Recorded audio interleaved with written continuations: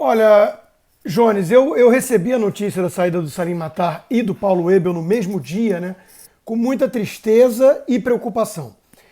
São dois quadros excelentes, que eu conheço de muito perto e de longa data, né? O Paulo Ebel dirigiu o Instituto Millennium, que eu fundei junto com o Paulo Guedes. O Salim Matar é um dos grandes empresários aí que entendem a importância do investimento em ideias, né? E sempre apoiou os principais movimentos e tudo, e eu faço parte desses bastidores há muitos anos. Então eu tenho uma proximidade, um relacionamento bem próximo dos dois, e eu sei que eles são não só preparados, como muito motivados e com uma cota de espírito público muito elevada e acima da média.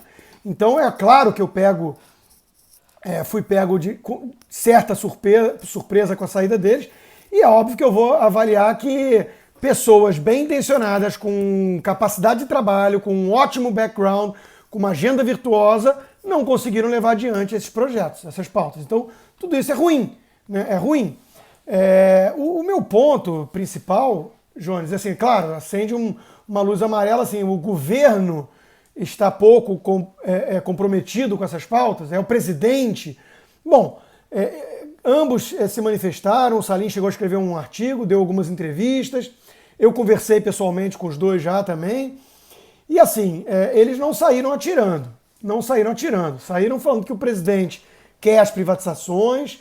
No caso do Paulo Ebel, o que pegou mais ali foi a reforma administrativa, que de fato o presidente tem postergado, né, o envio para o Congresso, mas acima de tudo, se a gente for ver e ouvir o que eles estão falando, a crítica maior ao establishment, né? É ao establishment, né? É o Congresso, o Supremo Tribunal Federal, os sindicatos, os próprios servidores que não querem essas mudanças. Então, assim, eu acho que algumas coisas a gente precisa refletir. Primeiro, liberal, via de regra, ele tem, sim, às vezes, uma mentalidade que ele vai chegar e vai conseguir ali tocar o ritmo, né, das mudanças, e não é assim. Eu tive a oportunidade de perguntar ao Salim, quando eu estive com ele pessoalmente, alguns meses atrás, falei, Salim, você, enfim, sempre como eu, atacou muito o governo, o Estado e tudo, e você agora foi para lá, para o outro lado, né, do balcão. E aí, nesses meses que você está lá, isso piorou a sua percepção que tinha? Isso melhorou? Ele falou assim, Rodrigo, não piorou 1000 vezes não, piorou 1.485.347 vezes. Então, assim, é muito pior, né? Você tentar mexer em alguma coisa, tudo joga contra. Então, eu acho que é um aprendizado aí que é assim, os liberais têm que ter um grau de maturidade, de pragmatismo, de entender que as coisas vão sendo mudadas de forma muito mais lentas, graduais e aquém do que precisamos, desejamos e queremos, né? Então, eles fizeram a parte deles. O Paulo Ebel fez várias mudanças ali, a própria MP da Liberdade Econômica, digitalização, desburocratização, que vem no esforço lá de trás, desde o saudoso Hélio Beltrão, né, pai do meu amigo Hélio Beltrão, que também é muito próximo do Salim. E, enfim, a gente vai, não é enxugando o gelo, mas é quase uma sensação, eu não vou dizer também de impotência, mas de que a gente vai dando murro em ponta de faca e fazendo um baita esforço para dar 2 passos. Né? Então, assim, o sistema é muito poderoso e jogou contra. Né? Isso é inevitável concluir. Agora, o presidente podia ter dado mais apoio, podia ter mandado a pauta da reforma administrativa do Estado, que é tão importante, e aliás foi uma baita coincidência, no dia que o Paulo Ebel anunciou a saída dele, eu tinha publicado na Gazeta do Povo um texto sobre a reforma administrativa, dizendo que ela era inadiável, com base num estudo publicado pelo Instituto Millennium, que eu fundei junto com o Paulo Guedes e que o Paulo Ebel dirigiu. Então foi uma baita coincidência e ironia.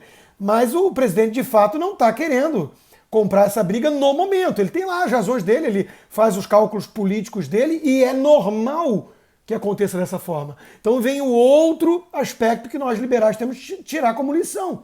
Né? Olha, o Congresso foi eleito, o sistema joga contra, mas é o que tem. Não vamos poder fazer uma revolução e nem desejamos, porque revoluções são sempre muito perigosas. Então é aquela velha história, né? É o que tem. Você tem avanços aos trancos e barrancos no país. Foi assim até na época das privatizações tucanas, impostas muito mais por necessidade e com alguma habilidade ali por alguns articuladores, né? Do que um desejo, uma crença, uma convicção ideológica dos próprios tucanos. Ao contrário dessa equipe. Essa equipe é uma equipe liberal. É uma equipe que quer vender tudo, né? Quer privatizar tudo, quer desburocratizar, quer abrir o comércio, quer fechar acordo comercial com todos os países. E está encontrando barreiras, está encontrando dificuldades. Então, assim, nós temos que, como liberais, eu digo, né, amadurecer em relação ao que é a via política. É isso. E isso mostra, aí vem justamente a investir no campo das ideias, que é o que eu dizia, mostra aquilo que o próprio Salim já entendia. Ele nunca se eximiu dessa responsabilidade como grande empresário no país. Quantos...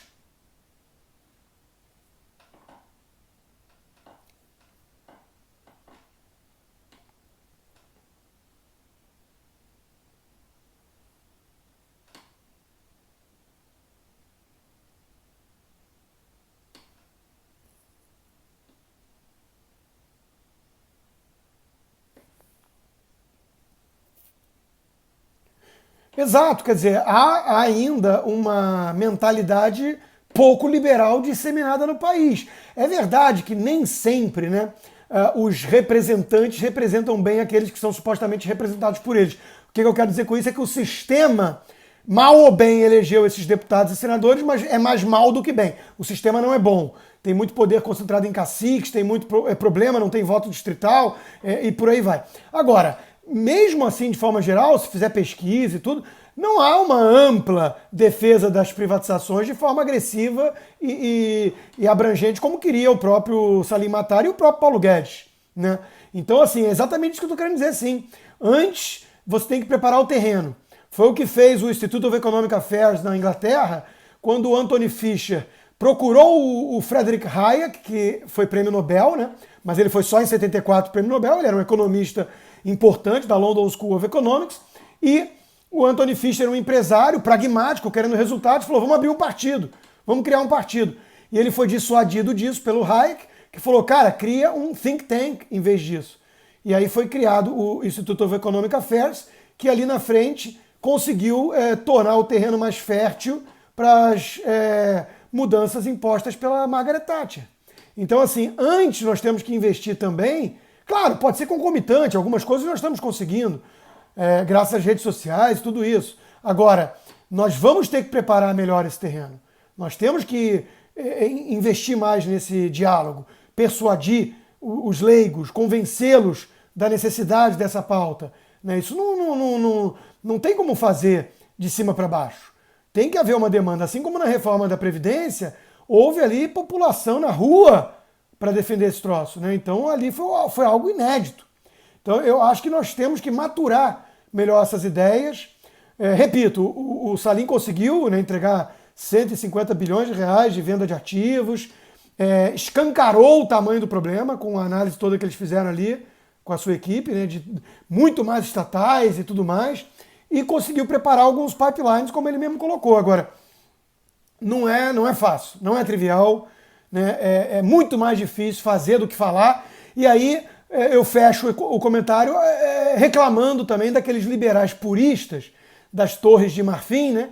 Que ficam apontando o dedo, criticando todo mundo que está tentando. Quer dizer, o Salim é um cara bilionário, ele podia estar em qualquer lugar do mundo, o próprio Paulo Guedes é um cara rico, eles podiam estar em Mônaco vendo quem ganha mais ou perde mais no cassino. E ambos estão ali aturando o desaforo, engolindo o sapo, sendo atacados de tudo que é lado para tentar deixar um país melhor, um Brasil melhor. E um dos ataques mais pérfidos que eles receberam foi justamente da ala que se diz liberal. Esses grupos aí, deputados e tudo que foram eleitos na onda do bolsonarismo e traíram, ou se dizem traídos, né? Mas aí cada um tem o seu ponto de vista, mas traíram o governo e passaram se transformaram, passaram a agir como os arqui-inimigos do governo. Não é que... Estou falando da Joyce Hasselman, do Alexandre Frota, da MBL, por aí vai. Quer dizer, são vários, né? Não é que eles passaram a identificar defeitos ou um afastamento do governo de certas pautas vencedoras. Não é isso. É que eles passaram a agir em conjunto com o PSOL para derrubar o governo. É que eles passaram a considerar o Paulo Guedes o pior ministro da economia de todos os tempos. E alguns deles chegaram aí tão longe como falar que se arrependem do voto em segundo turno. Ou seja, são, na melhor das hipóteses, indiferentes em relação a este governo Bolsonaro com esse ministério e ao Lula e o PT. Né? Então, assim, esse pessoal passou a atacar o Paulo Guedes e no início eles diziam que o Bolsonaro ia usar o Paulo Guedes e que fazia um bolão para ver se ele durava um ano. Alguns falavam que não durava 3 ou 6 meses. Né? E hoje são esses mesmos, alguns são jornalistas também, ou formadores de opinião, alguns estão lá falando que o Paulo Guedes é um problemaço para o Brasil. Né? Enquanto que o cara está lá de forma heróica, como fiador do mercado, né? Mantendo ali, inclusive extraindo desse limão que foi a saída debandada, como ele disse de alguns, uma limonada, que é o próprio presidente, junto com o Davi Alcolumbre, junto com o Rodrigo Maia, ter que se comprometer em não furar teto fiscal e tudo mais. Ou seja, ele está lá pelo país e está entregando resultados concretos. Né? Então, assim, os supostos liberais se transformarem, junto com Helena Landau, junto com o PSOL, tucanos, em arqui-inimigos do Paulo Guedes, que seria ele o inimigo do liberalismo, isso aí acho que já diz tudo que precisa dizer sobre quem de fato está traindo o liberalismo.